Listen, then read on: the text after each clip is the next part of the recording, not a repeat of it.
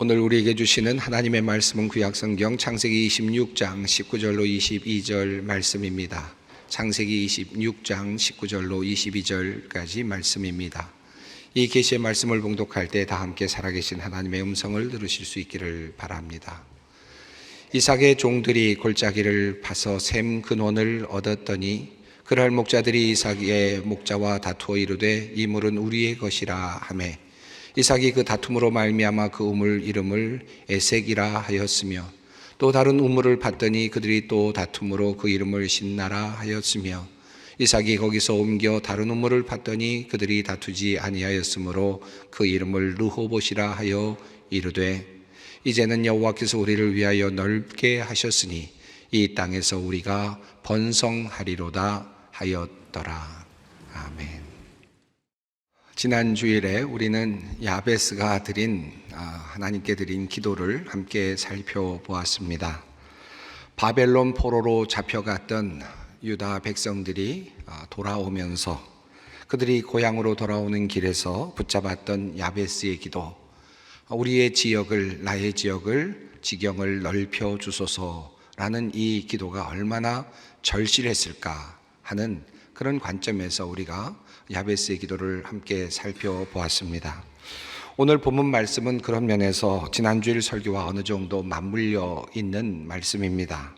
역사를 거슬러 올라가서 아주 오래전의 과거, 이스라엘 민족이 태동했던 그 옛날, 바로 그곳에서 가나안 정착을 하던 바로 그때는 어떤 일이 일어났을까, 어떤 일이 있었을까 하는 그런 이야기를 오늘 함께 살펴보려고 합니다. 하나님께서 아브라함을 선택하시고 창세기 12장에서 친척과 아비의 집을 떠나라 라고 명령하셨습니다. 그리고 아브라함은 믿음으로 그 길을 떠나가게 되었습니다. 고향을 버리고 그리고 하나님께서 지시하시는 땅으로 가라라는 말씀은 그저 평범해 보이는 말씀 같지만 그저 우리 오늘 시대처럼 여행하라라는 뜻이 아니고 하나님께서는 정말로 힘든 모든 지역의 사람들이 널려있는 그 자리에서 비집고 들어가라는 말씀이고 하나님께서 지시하는 그 땅에 들어가서 다른 사람들과 함께 어울려 살라는 말씀이고 동시에 그들을 몰아내라는 말씀이기도 하였습니다. 나그네와 같은 삶을 살아가는 아브라함의 여정이 이어졌을 것입니다. 아브라함은 우르라고 하는 지역에서 출발을 하죠. 그리고 하란으로 들어갔습니다. 잠시 하란에 머물다가 세겜으로 그리고 베델을 지나서 그리고 기근이 들자 애굽으로 내려갔습니다. 또다시 애굽에서 올라와서 베델 지역으로 그리고 헤브론으로 가게 되었습니다. 단과 호바 그리고 사회 골짜기 등을 거쳐 갑니다. 그리고 다시 헤브론에 정착을 합니다. 다시 그곳에서 또 기근으로 인해 그랄로 이동을 하게 되고 그리고 브엘세바에 한동안 머물다가 다시 헤브론으로 돌아갑니다. 그리고 그곳에서 자신의 마지막을 마무리하게 됩니다. 그가 이동했던 경로를 보아도 참으로 멀고 험난한 길이었고 그가 그곳에 정착할 때마다 어떤 일이 일어났을까를 상상해 본다면 참으로 그가 많은 고생을 했겠다라는 생각이 듭니다. 지금처럼 여행을 하는 것이 아니기에 나그네와 같은 삶을 사는 것이기에 안전에 대한 위협이 항상 존재하고 있었을 것입니다. 자신의 생명에 대한 위협이 있었을 것이고 가족들의 안전과 관련된 그리고 재산을 지킬 수 있을 것인가에 관련된 여러 가지 어려운 문제들이 있었을 것입니다. 그럼에도 불구하고 그들이 지역을 옮기고 그곳에 정착하고 또다시 지역에서 또 다른 곳으로 정착을 해나가는 과정은 참으로 힘든 여정임에 틀림이 없을 것입니다. 이와 같은 여정은 이삭의 경우도 마찬가지였습니다. 물론 아브라함만큼 역동적인 이동은 별로 없었지만 이삭도 가나안 지역에서 자리를 잡기 위해서 부단히 애를 써야만 했습니다. 오늘 본문 말씀이 그 내용을 우리에게 알려주고 있죠. 아브라함과 더불어서 이삭은 어린 시절에 브엘세바에 머물렀을 것이고 또 아버지와 함께 모리아 산에 올라가기도 했을 것이고 또 헤브론 땅에 함께 있기도 하였을 것입니다. 후에 이제 아버지를 떠나서 리브가를 만나서 결혼을 한 후에는 부엘라헤로이라고 하는 지역에 머물면서 독립적인 삶을 살아가기 시작했습니다. 그리고 나서 이제 아버지가 돌아가시고 홀로 이제 가족들을 거느리게 되면서 그에게도 또 다른 움직임이 일어날 수밖에 없게 되었습니다. 그 주위에 기근이 들게 되면서 그랄로 이동을 하게 된 것입니다. 어찌 보면 그의 인생에 있어서는 처음으로 스스로 결정해서 자신의 정착지를 옮기는 그와 같은 일이 일어나게 되었습니다. 그것이 바로 첫 번째가 그랄이라고 하는 지역이었습니다. 사실 그 그랄이라고 하는 지역은 새로운 장소는 아니었습니다. 아버지가 이미 오래전에 아브라함이 가서 그곳에 정착했던 곳이었기에 그곳에 나름대로 생활에 어떤 터전이 있었던 것 같습니다. 기근이 들자 이 이삭은 그쪽으로 올라가게 되었습니다. 이미 그곳에는 블레셋 사람들이 살고 있었고 그리고 그곳에는 아비멜렉이라고 하는 왕이 다스리고 있었습니다. 자신이 살았던 곳이기에 어느 정도 정착이 가능했었으리라 생각이 듭니다. 그런데 그곳에서 기근이 더 심해지게 되자 그는 마음으로 아마도 애굽으로 내려가야 되겠다라는 생각을 했었던 것 같습니다. 자, 그런데 하나님께서 그때 그에게 나타나셔서 애굽으로 내려가지 말 것을 명령하십니다. 그리고 내가 너에게 명령하는 그곳에 그곳 지시하는 땅에 가라고 말씀을 하십니다. 창세기 26장 2절 말씀입니다. 여호와께서 이삭에게 나타나 이르시되 애굽으로 내려가지 말고 내가 내게 지시하는 땅에 거주하라 라고 특별하게 하나님께서 이제 그가 가야 할 곳을 지시해 주셨습니다. 어디인가 하나님께서 말씀을 하시는데 다른 곳으로 가라는 것이 아니라 그랄에 그냥 머물라 라는 말씀을 주님께서 하시는 겁니다. 그리고는 내가 너에게 복을 주겠다 라고 이곳에서 내가 너에게 복을 주겠다 라고 하는 약속의 말씀을 하여 주셨습니다. 이 말씀을 믿고 그리고 이 말씀에 청종하여서 이삭은 그랄에 거주하게 되었습니다. 그러나 사실 이 그랄에 거주한다는 것은 사실 그럼에도 불구하고 쉽지는 않았던 것 같습니다. 그의 상황을 잘 알 수 있는 내용이 바로 오늘 본문 바로 앞부분에 나타나고 있습니다. 아버지가 그러했던 것처럼 자신의 아내로 인한 자신의 생명의 위협이 느껴졌던 것 같습니다. 리브가가 아름다웠기 때문에 더욱 그러했던 것 같습니다. 자신의 아내를 아내라고 말하지 못하고 누이라고 또다시 속여야 되는 그런 상황이 그만 생겨났습니다. 고대 시대의 나그네가 한 지역에 정착하기가 얼마나 어려웠는지를 볼 수 있는 대목이라고 할 수 있겠습니다. 이삭도 아브라함과 마찬가지로 똑같은 방식으로 문제를 해결하려고 하였습니다. 나름대로 그곳에 정착할 책략을 세운 겁니다. 나름대로 생각을 한 것이죠. 그리고 그가 생각해낸 책략은 바로 거짓말을 하는 것이었습니다. 나의 아내를 아내라고 말하지 않았던 것입니다. 하지만 블레셋 왕 아비멜렉이 이삭이 리브가를 껴안고 있는 모습을 보고는 그 사실을 알게 되었습니다. 그 사실을 알게 된 다음에 큰 일이 일어날 수도 있었는데 참으로 다행히도 이 아비멜렉이 그것을 보고는 부부인 것을 확인하게 되었고 그리고 동네 모든 사람들 그 성읍에 있는 모든 사람들에게 명령을 내려서 이 리브가를 범하지 말 것을 아내로 데려가지 말 것을 그렇게 공포까지 해주게 되었습니다. 자, 그래서 그곳에서 이 이삭과 리브가는 조금 안전한 상태로 머물 수 있게 되었던 것 같습니다. 이것도 참 은혜였습니다. 목숨의 위협을 느끼면서 살아가는 것보다는 훨씬 나은 상태가 되기는 하였습니다. 자, 그래서 그곳에 조금 오래 머물 수 있게 되었던 것 같습니다. 그런데 한 가지 변수가 생겨났습니다. 이삭이 오래 거주하였는데 그만 성경은 이삭이 그곳에 머물면서 거부가 되어 갔다라는 사실을 우리에게 알려주고 있습니다. 이삭이 그 땅에서 농사하여 그 해에 100배나 얻었고 여호와께서 복을 주심으로 그 사람이 창대하고 왕성하여 마침내 거부가 되어 양과 소가 떼를 이루고 종이 심히 많음으로 그곳에서 그냥 조용히 살았으면 좋겠는데 그만 부요함이 계속해서 몰려옵니다. 사실 이 이삭은 농사를 짓는 사람이 아니었죠. 목축업을 하는 사람이었습니다. 그런데 잠시 그곳에 거주하면서 농사도 함께 지었던 것 같은데 농사가 그만 다른 사람들보다 훨씬 더 잘 된 것입니다.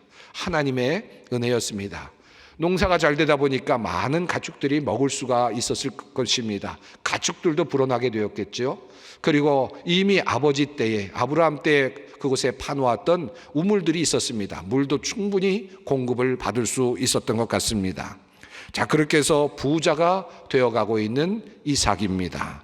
그것에서 그냥 잘 어느 정도 정착해 사는 정도가 아니라 그 땅에서 이제 군림하며 살 수 있는 정도의 상황이 되었다는 것입니다. 그때 블레셋 사람들이 시기를 하게 됩니다.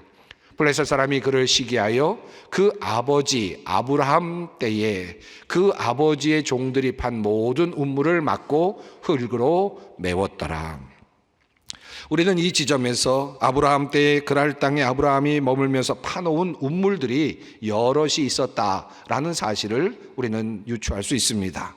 그리고 이삭이 그것을 이미 물려받아서 상속을 받아서 그곳에서 우물을 사용하고 있었다라는 것도 알 수 있죠. 그런데 그만 이렇게 받아서 누리고 있었던 이 우물이 그만 사람들에 의해서 메꾸어졌다라고 하는 사실입니다. 억울한 일이 발생한 것입니다. 한마디로 말하면 아버지로부터 상속받은 우물을 그만 놓치게 된 상황이 되고 말았습니다. 그 이후에 어떤 일이 일어났습니까? 아마도 이삭은 이 억울함을 풀고자 당시 블레셋 왕이었던 아비멜렉을 찾아갔을 것입니다. 그리고 우물을 메운 종들을 좀 혼내주고 보상도 받고 싶었을 것 같습니다. 그런데 어떤 결과가 있었습니까? 아비멜렉이 이삭에게 이르되 네가 우리보다 크게 강성한즉 우리를 떠나라.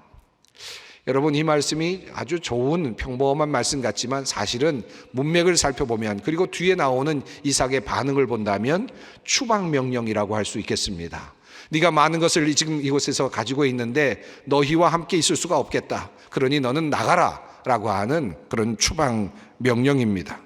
억울한 일을 당했는데 도리어 법의 보호를 받지 못하는 상황이 되었습니다. 도리어 쫓겨나는 그런 상황이 되고 말았습니다. 사실 이 사건은 그랄 지역에 머물기 위해서 아버지 아브라함 때부터 노력해왔던 모든 정착의 노력들이, 과정들이 결국은 실패로 돌아갔음을 알려주는 사건이라고 할 수 있겠습니다. 자, 그렇게 해서 결국 이삭은 억울하게 그 땅을 떠날 수밖에 없게 됩니다. 그러나 그가 멀리 가지는 않았던 것 같습니다. 하나님께서 그 땅에 머물라라고 명령하셨기 때문이었겠죠. 그래서 그는 사람들이 많이 살지 않는 골짜기를 선택합니다. 그랄 지역에는 어느 골짜기에서 그들이 머물기 시작하였습니다. 자, 그런데 그곳에서 어떤 일이 일어났습니까? 이삭의 종들이 골짜기를 파서 샘 근원을 얻었습니다. 그랄 목자들이 이삭의 목자와 다투어 이르되 이 물은 우리의 것이라 하매 이삭이 그 다툼으로 말미암아 그 우물 이름을 에색이라 하였으며, 이 에색이라는 말은 다툼이라는 뜻을 가지고 있습니다.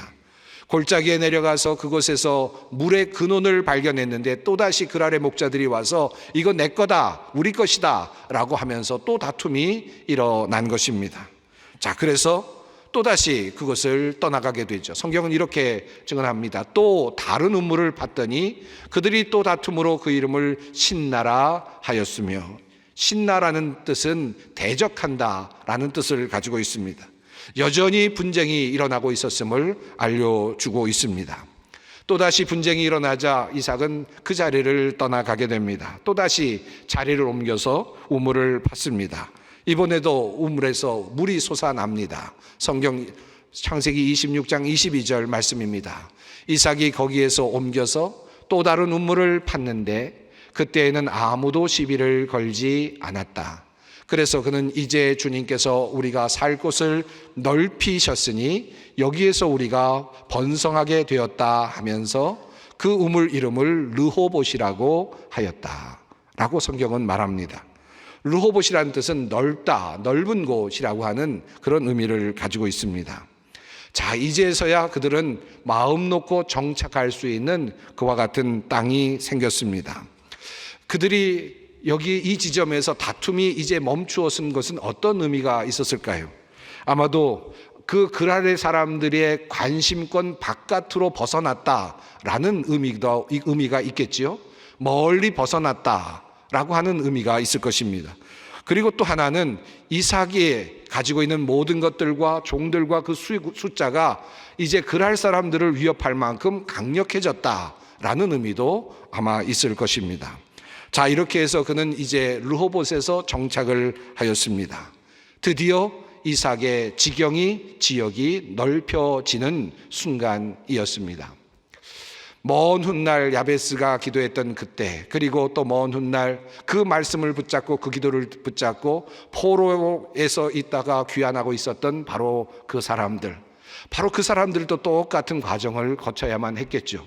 그곳에서 정착하려고 들어갔지만 나의 지경을 넓혀 주십시오라고 하는 기도가 이루어지기까지는 아마도 이와 같은 이삭이 겪었던 그와 같은 경험들을 해야만 했었을 것입니다. 자, 이제 마음 놓고 정착할 수 있는 땅이 생겼습니다. 자, 많은 사람들이 이삭의 이러한 태도를 보면서 어떻게 이삭이 이렇게 할 수 있었을까에 대해서 의문을 갖습니다. 도대체 무엇이 이삭으로 하여금 이렇게 계속해서 갈등을 회피하고 우물을 또 다른 곳에 팔 수 있었을까 하는 질문을 던지죠. 사실 당시에 우물을 판다는 것은 매우 어려운 일이었습니다. 요즘같이 수맥을 알 수 있는 그런 기계도 없고 수맥을 측정할 수 있는 그런 기계도 없었기 때문에, 특별히 우리처럼 이렇게 물이 아무 데서나 나는 곳도 아니었기에, 광야와 같은 곳이었기에 물의 맥을 찾는다는 것은 쉽지 않았을 것입니다. 그리고 깊이 파야만 물을 얻을 수 있었던 땅이었습니다.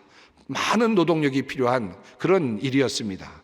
자, 그럼에도 불구하고 그는 팠던 우물, 그것에서 다툼이 일어나자 그는 또 다른 곳으로 옮겼습니다. 도대체 어떻게 해서 이런 일이 일어날 수 있었을까? 많은 사람들은 이삭이 가지고 있었던 온유한 성품과 그의 싸움을 싫어하는 성향을 꼽고 있습니다. 그는 진정한 평화주의자였던 것 같습니다. 그는 싸움을 피하면서 계속해서 옮겨갔고 그 과정에서 그는 더 넓은 땅을 마침내 얻을 수 있게 되었습니다. 그래서 많은 사람들이 그가 가지고 있었던 삶의 어떤 태도라 그럴까요? 그와 같은 성향을 매우 중요한 것으로 꼽고 있습니다. 하지만 앞에 나오는 이야기, 즉 자신이 그랄에서 죽을 수도 있었다, 그래서 자신의 아내를 아내라고 말하지 않고 누이라고 말했던 것을 생각해 본다면 그에게는 또 다른 의미의 두려움도 있었던 것 같습니다. 그냥 어떤 그 목자들이 와서 자신의 그 우물을 빼앗을 때 내가 이것을 저항하다 보면 내가 혹시라도 또 어려움을 당할 수도 있겠다, 죽을 수도 있겠다라는 생각을 했을지도 모르겠습니다. 그래서 어쩔 수 없이 생존을 위해서 안타깝지만 팠던 것을 그냥 포기하고 또 다른 우물을 팠을 가능성도 꽤 높아 보입니다. 저는 아마도 이 두 가지 이유가 함께 공존하지 않았을까, 그렇게 생각이 됩니다. 본래 온유하고 그리고 평화를 좋아하는 성품이었을 것입니다. 그러나 그에게는 또 다른 두려움도 있었을 것입니다. 그래서 그는 우물을 메우거나 분쟁이 일어났을 때 그것을 피해서 또 다른 곳으로 갔고 또 그곳에서 우물을 파곤 했습니다. 그가 마침내 르호봇이라는 이름을 붙이는 이 장면에서 저는 이삭의 마음이 느껴지고 또 하나님의 축복을 보게 됩니다. 너희가 나를 밀어내고 또 나를 밀어내지만 그러나 세상은 넓다, 내가 갈 곳은 있다 라고 하는 하나의 자의식의 표현이라고 생각합니다. 그리고 그가 처음에 머물렀던 곳과 비교해 본다면 참으로 큰 차이가 이미 일어났음을 우리는 확인할 수 있습니다. 그들이 쫓겨났을 때 제일 먼저 갔던 곳은 그랄의 골짜기였습니다. 계곡이었습니다. 자그마한 곳이었습니다. 그런데 그곳에서 쫓겨나고 또 쫓겨났는데 결과적으로는 넓은 평야로 나아간 것이죠. 그리고 평원에서 넓다라는 그런 단어를 붙일 만큼 그런 곳에 머물 수 있게 된 것입니다. 자, 이렇게 르호봇을 차지하게 된 이삭은 한 걸음 더 나아갑니다. 르호봇에 머물면서 또 동시에 영향권을 펼쳐가는데 부엘세바라고 하는 지역으로 올라갑니다. 그 지경이 더욱더 넓어지는 그런 내용이 나옵니다. 자, 그곳에까지 올라가서 이제 세력을 확장하고 있었을 때쯤에 성경 말씀 오늘 뒷부분을 보면 아비멜렉이 군사령관 비고를 데리고 그랄 지역에서 이삭을 찾아왔습니다. 그리고 군사령관과 함께 왔다는 의미는 무언가 압박을 주려고 하는 그런 의미가 있었을 것이라고 생각합니다. 전쟁인가라는 생각이 드는 순간, 그런데 이 아비멜렉은 그에게 평화 조약을 맺자고 제안을 합니다. 아마 아비멜렉이 그렇게 그를 찾아오게 된 데까지는 나름대로 이유가 있었을 것입니다. 이삭의 이 때가 굉장히 크게 번성했음을 의미하는 것이고, 그의 종들의 숫자나 군사력이 꽤 강력해졌다라는 것을 의미하고 있었을 것입니다. 그리고 아마도 아비멜렉은 그들에게, 이삭의 모든 가족들에게 했던 그런 잘못된 행실들에 대한 위협을 느꼈을지도 모르겠습니다. 그랄 지역에서 아브라함의 우물을 메꾸었던 것에 대한 문제, 그리고 계속해서 여러 곳에서 우물을 빼앗았던 것에 대한 문제, 그래서 이삭으로 하여금 이제 보복할 수도 있겠다, 이삭이 보복을 할 수도 있겠다라고 하는 위협을 느꼈을 가능성이 있습니다. 그래서 아비멜렉은 이삭과 평화 조약을 맺자고 합니다. 한마디로 말하면 과거를 청산하자라고 하는 그런 조건이었던 것 같습니다. 자, 그런데 이삭은 그것조차도 흔쾌히 받아들였습니다. 자, 이제는 세력이 꽤나 커졌습니다. 어쩌면 군사력도 꽤 강력해진 것 같습니다. 얼마든지 그랄 지역을 공격할 수도 있었을 것 같습니다만은 그는 이제 그 지점에서 전쟁을 하기를 포기하고 보복하기를 원치 않습니다. 그들과 평화로운 조약을 맺습니다. 이제 안전하게 이제 그는 그 지역에 머물 수 있게 되었고 강력한 힘을 가지는 그런 상태가 되었습니다.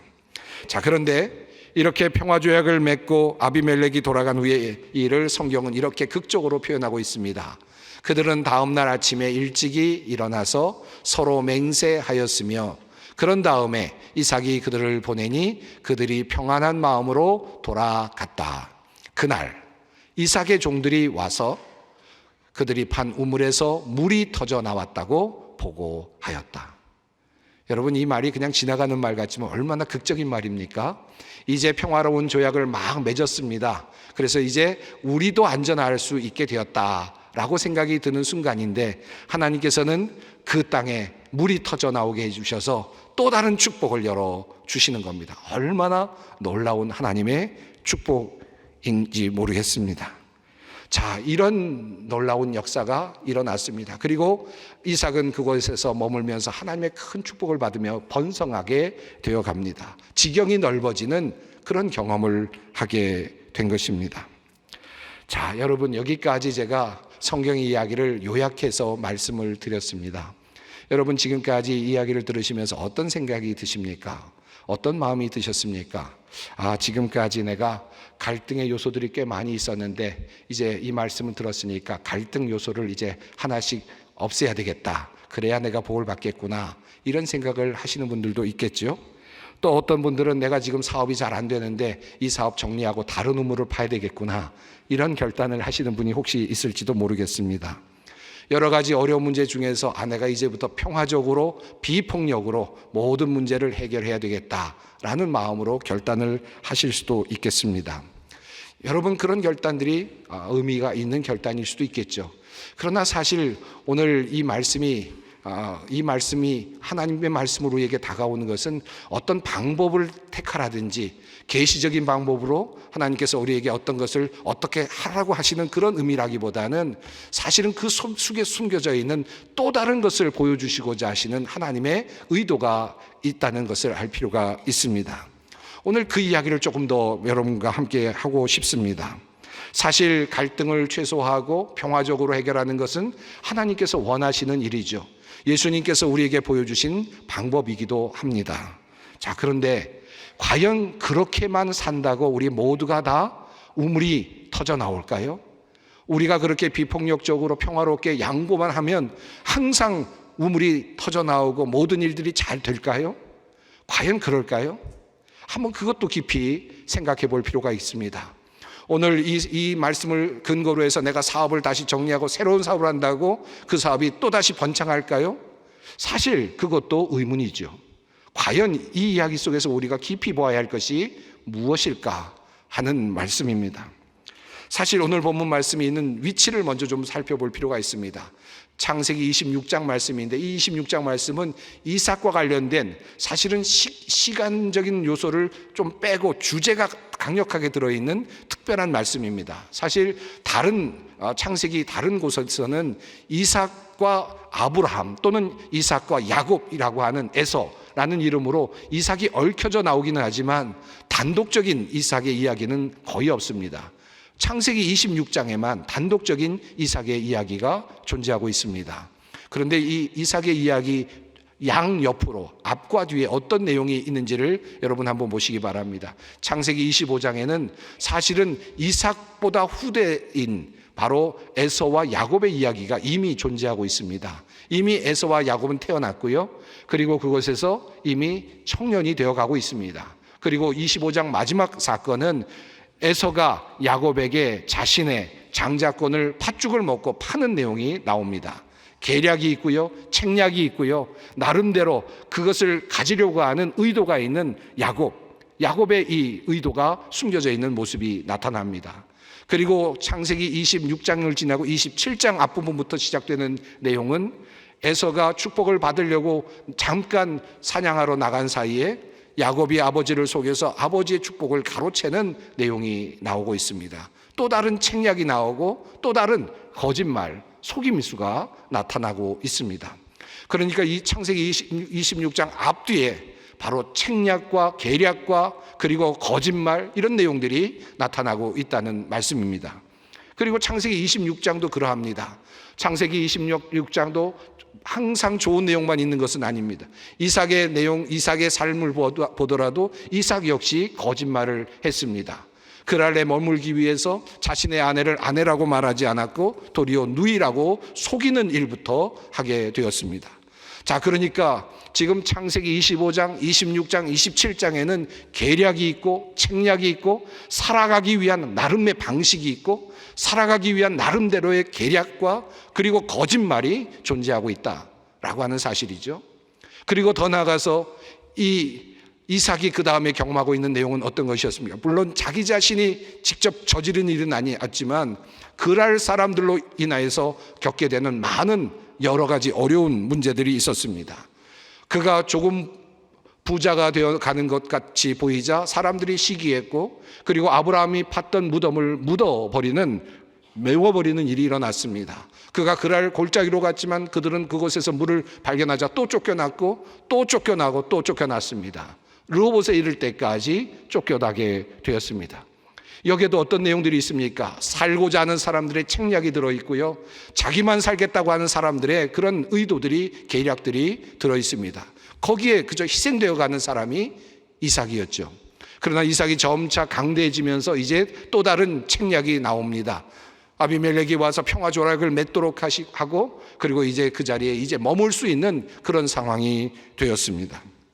여러분, 여기까지 이 이야기 속에서 흘러가고 있는 굉장히 중요한 큰 흐름이 있다면 사실은 평화롭게 옮겨가고 있는 한 사람의 이야기 그 뒤에 숨겨져 있는 수많은 사람들의 책략, 수많은 사람들의 살기 위한 몸부림, 더 잘 살기 위한 몸부림, 이와 같은 일들이 그 일 가운데 숨겨져 흘러가고 있음을 보게 됩니다. 그랄에서 이삭이 가려고 했던 이유도 그랄로 갔던 것도 기근 때문이었고 살고자 함이었습니다. 또 그랄에서 이집트로 내려가려고 했던 것도 살고자 함이었습니다. 흉년이 들었기 때문이었죠. 그러므로 창세기 25장, 26장, 27절의 전반적인 흐름 속에 나타나는 내용은 끊임없이 살고자 하는 사람들의 몸부림이라고 할 수 있겠습니다. 끊임없이 살고자 하는 사람들의 이야기라고 할 수 있을 것입니다. 자, 그런데 그 끊임없이 살고자 하는 사람들의 몸부림 속에 하나님의 모습이 나타나고 있습니다. 하나님의 신실하심이 드러납니다. 창세기 26장 3절로 5절 말씀입니다. 이 땅에 거류하면 내가 너와 함께 있어 내게 복을 주고 내가 이 모든 땅을 너와 내 자손에게 주리라. 내가 내 아버지 아브라함에게 맹세한 것을 이루어 내 자손을 하늘의 별과 같이 번성하게 하며 이 모든 땅을 내 자손에게 주리니 내 자손으로 말미암아 천하 만민이 복을 받으리라. 이는 아브라함이 내 말을 순종하고 내 명령과 내 계명과 내 율례와 내 법도를 지켰음이라 하시니라. 이삭이 복을 받을 수 있었던 이유는 아브라함 때문이었다는 사실입니다. 야곱이 복을 받을 수 있었던 이유도 아브라함 때문이었다라고 하는 말씀입니다. 아브라함과 했던 하나님의 약속, 그 약속을 하나님께서는 신실하게 야곱에게도 지키고 계시고 이삭에게도 지켜가고 계십니다. 그는 속이는 자였지만 지켜가셨고, 야곱은 속이는 자였지만 지켜가셨고, 그리고 이삭은 무능력해 보이는 평화주의자였지만 또 약속을 지켜가셨습니다. 하나님의 약속이 중심에 있습니다. 하나님의 신실하심이 중심에 있습니다. 하나님께서 우리에게 원하시는 것, 평화로움, 희생, 그리고 양보, 그리고 나누어줌, 우리가 그렇게 감히 할 수 있는 이유가 무엇일까요? 우리가 세상적으로 생각해 본다면 이 끊임없이 싸우고 또 빼앗고 빼앗는 이 약육강식의 세계 속에서 나누어 준다는 것은 패배를 의미하지요. 떠난다는 것은 실패를 의미할 수도 있습니다. 그럼에도 불구하고 우리 그리스도인들이 나누어 줄 수 있다는 이유는 무엇입니까? 양보하고 떠날 수 있는 이유는 무엇입니까? 내가 힘겹게 파고 팠던 그 우물을 포기하고 또 다른 곳으로 갈 수 있는 이유가 무엇입니까? 그것은 바로 내 뒤에 계시는 하나님이십니다. 신실하게 나를 지켜주시는 하나님, 그 하나님이 나의 길을 지켜주시고 내가 무엇을 팔 때마다 그곳에서 물이 솟아 올라오게 하시는 하나님의 역사가 있기 때문입니다. 우리가 그것을 믿기에 우리는 양보할 수 있고, 때로는 내어놓을 수 있고, 때로는 실패자처럼 다른 곳으로 갈 수도 있습니다. 나와 함께 하시는 하나님이 계시기 때문입니다. 나의 지경을 넓혀 주십시오. 야베스가 기도했던 그 기도는 우리들의 기도입니다.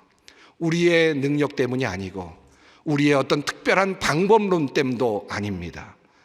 우리가 어떻게 살든지 때로는 부족할 수도 있습니다만은, 그러나 내 옆에 계시고 약속을 지키시는 신실하신 하나님, 그 하나님이 계시기에 우리는 반드시 승리할 것이고 우리의 땅은, 우리의 지경은 넓어질 것입니다. 함께 기도하겠습니다. 사랑의 하나님, 우리의 부족함에도 불구하고 우리를 버리지 아니하시며 말씀하신 언약을 믿고 따르는 사람들에게 신실하게 대하시는 주님을 찬양합니다. 오늘도 주님의 말씀 붙잡습니다. 평화를 만드는 사람 되게 하시고 날마다 지경 넓혀가는 사람이 되게 하옵소서. 주님의 은혜로만 가능하오니 신실하신 주님께서 함께하여 주시옵소서. 예수님의 이름으로 기도드립니다. 아멘.